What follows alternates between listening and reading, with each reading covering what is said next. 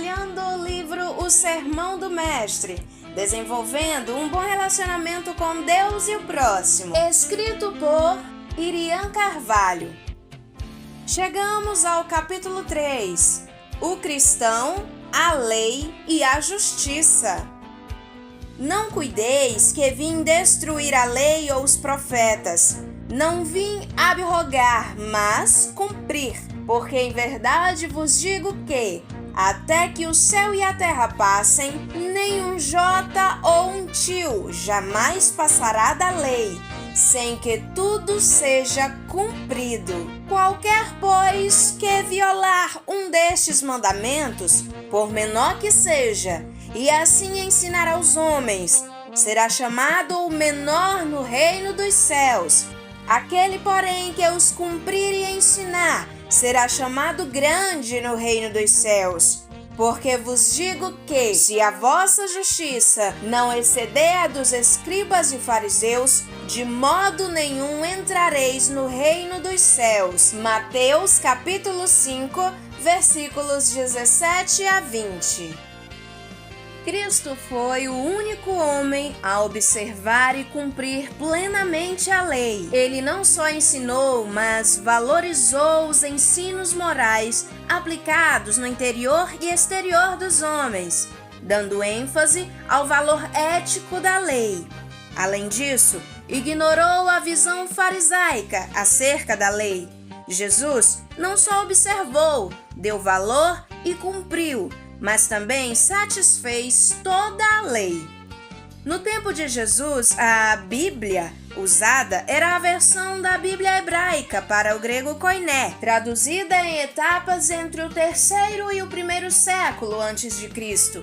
Esta versão ficou conhecida como a versão dos 70, ou Septuaginta, palavra latina que significa 70, pois 70 ou 72 judeus trabalharam nela. Jesus validou, comprovou e ensinou o Pentateuco e todo o Antigo Testamento. Lucas, capítulo 24, versículo 44. Marcos, capítulo 1, versículos 14 e 15. Cristo sempre fez menção ao Antigo Testamento quando se tratava das Escrituras. Mateus, capítulo 7, versículo 12. Capítulo 22, versículo 40. Lucas, capítulo 4, versículos 16 a 21. Capítulo 24, versículos 25 a 27. Hoje estamos vivendo na dispensação da graça. Por isso, o Antigo Testamento sem o Novo é incompleto. Um depende do outro. O Novo Testamento precisa do Antigo para basear seus escritos e para mostrar o cumprimento das promessas e profecias nele contidas. É importante compreender também que as leis do Antigo Testamento destinadas diretamente à nação israelita não são dirigidas e obrigatórias ao cristão que viveu e vive no tempo da graça. Leis como as que regulamentavam os sacrifícios, cerimônias ou ainda a vida social e cívica dos israelitas não foram dirigidas aos gentios. Hebreus, capítulo 10, versículos 1 a 4. Levítico, capítulo 1, versículos 2 e 3. Capítulo 24, versículo 10. O cristão deve observar a lei no que diz respeito aos princípios éticos e morais encerrados no Antigo Testamento, porque revelam a natureza e a vontade de Deus para todos os homens. O cristão não pode ter a lei como base para o perdão e a salvação hoje. Romanos, capítulo 10, versículos 9 e 10. Em nossos dias, cumprimos a lei de Cristo. 1 Coríntios, capítulo 9, versículo 21. Gálatas, capítulo 6, versículo 2.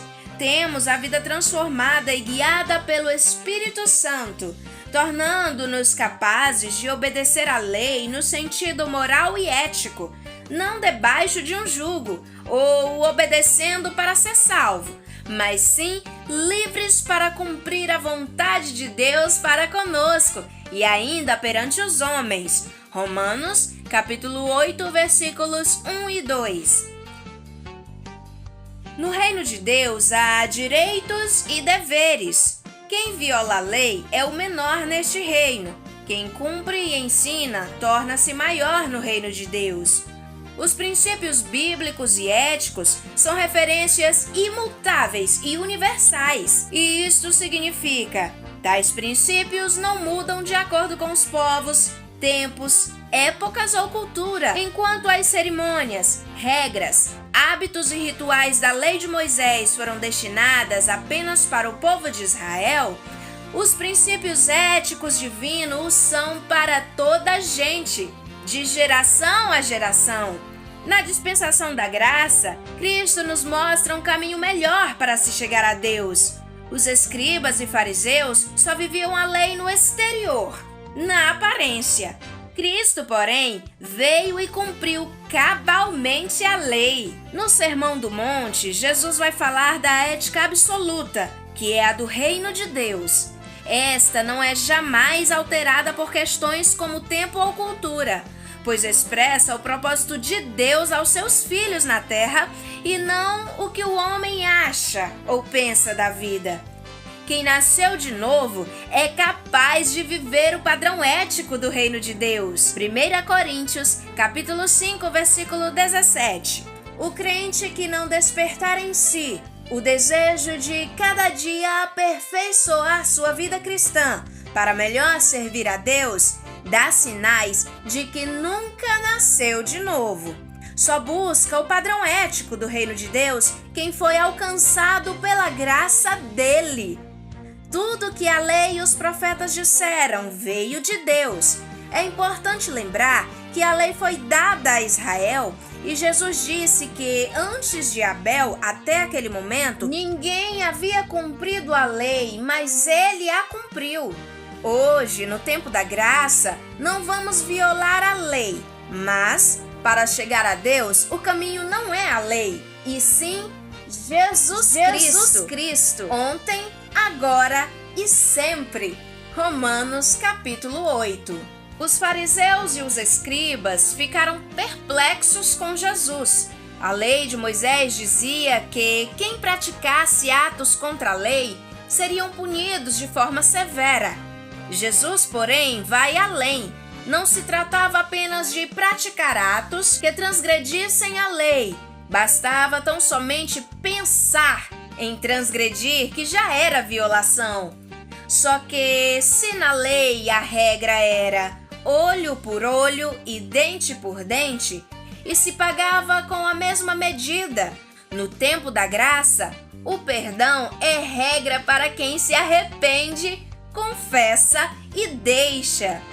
Parece que os hipócritas e fariseus eram assassinos psicológicos, difamadores e caluniadores. Os fariseus e escribas sempre procuravam falhas no mestre, mas este sabia muito bem disso e revolucionou tudo, até quebrando alguns protocolos da lei. Enquanto eles se baseavam na lei de Moisés, Jesus agia de forma revolucionária, quebrando também paradigmas humanos. A lei dizia que a mulher era imunda e tinha que ser apedrejada. Jesus disse que ela foi salva pela fé. Mateus capítulo 9, versículo 22.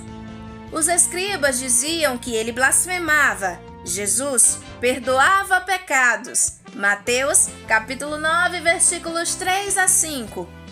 Os fariseus desaprovavam o fato de Jesus comer com os publicanos e pecadores. Jesus mostrava que não necessitavam de médico os sãos, mas sim os doentes, e que ele não viera chamar os justos, mas os pecadores ao arrependimento. Mateus capítulo 9, versículos 11 a 13. Os fariseus se escandalizavam porque Jesus e os discípulos faziam o que não era lícito fazer num sábado.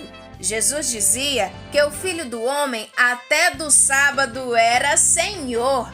Mateus capítulo 12, versículos 2 a 8. Os escribas e fariseus se baseavam na tradição dos anciãos e reprovavam o fato de os discípulos não lavarem as mãos para comer.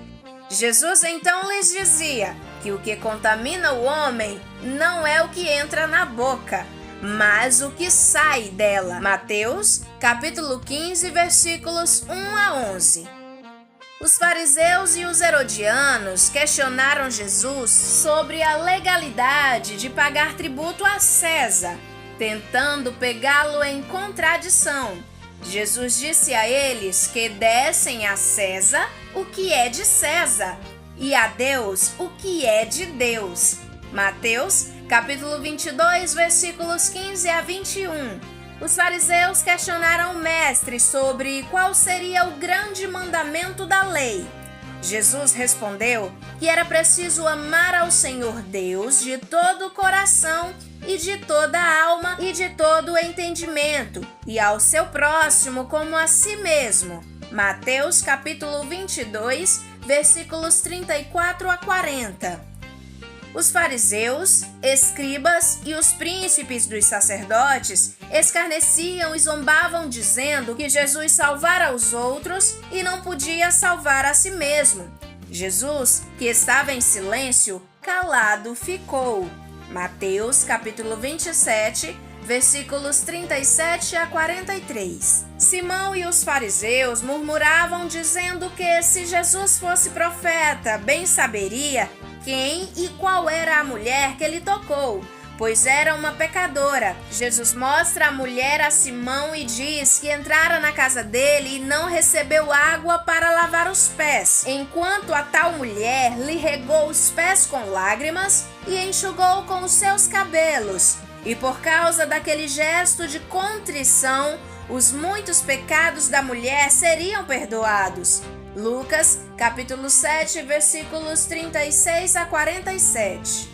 Os escribas e fariseus apanharam uma mulher em ato de adultério e, como a lei mandava que a adúltera fosse apedrejada, levaram-na ao mestre para embaraçá-lo. Jesus então diz que, dentre eles, quem não tivesse pecado, fosse o primeiro a apedrejá-la. João, capítulo 8, versículos 1 a 11. O mestre da graça chegou primeiro que os fariseus hipócritas. Por isso, hoje somos livres para nunca mais pecar.